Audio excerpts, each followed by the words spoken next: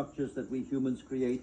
this organization stopped upholding the principles outlined in its founding declaration and began to mutate.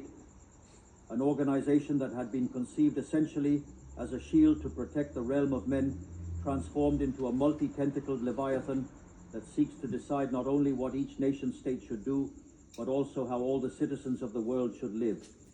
This is how we went from an organization that pursued peace to an organization that imposes an ideological agenda on its members regarding a myriad of issues that pertain to human life in society.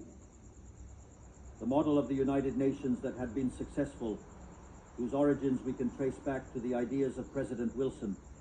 who spoke of a society of peace without victory and was based on the cooperation of nation-states,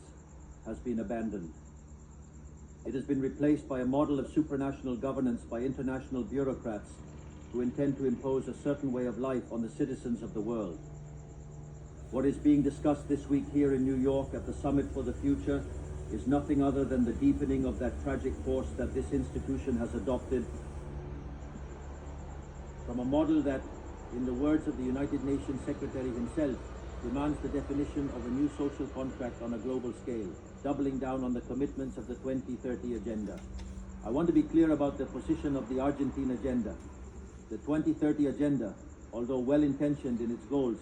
is nothing more than a supranational socialist government program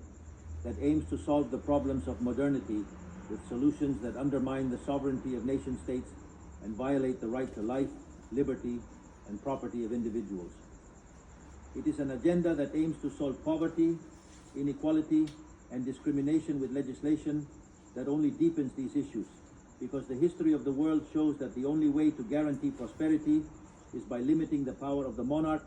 ensuring equality. Oh, we got a little internet down.